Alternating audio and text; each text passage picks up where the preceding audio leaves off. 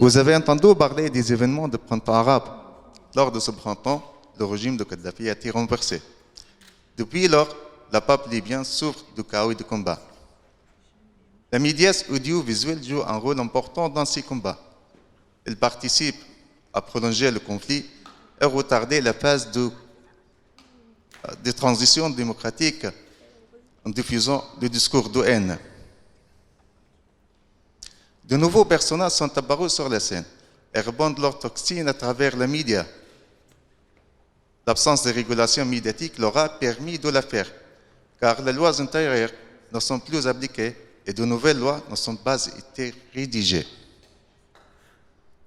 Mon objectif est alors la régulation médiatique, c'est de mettre en place un cadre constitutionnel, juridique et institutionnel qui favorise la liberté d'expression et d'opinion et limite le discours de haine. Mes moyens en phase de recherche théorique pour souligner les médias en tant que pouvoir de diriger le peuple et comment ce pouvoir peut être exploité pour servir la nation et plus la servir. Mes méthodes de bande dans phase empirique par examiner des expériences passées comme par exemple la guerre de Rwanda, de l'ex-Yougoslavie et de l'Irak. J'ai été bien impressionné par essentiellement par l'expérience tunisienne dans la régulation des médias.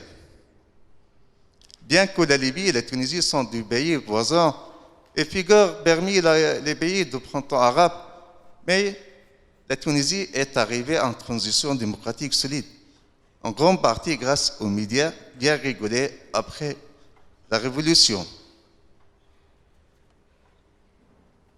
Pour obtenir le plus grand nombre d'informations, je mène des études d'État, des rencontres avec les personnages des médias, des personnes, des juristes, des sociétés civiles ou encore des acteurs du pays. Par cela, je veux attendre un cadre constitutionnel, juridique et institutionnel qui favorise les libertés d'expression en Libye et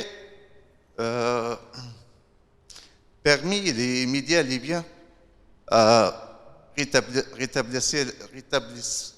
rétablissement de la paix au lieu de clencher les guerres. Voilà.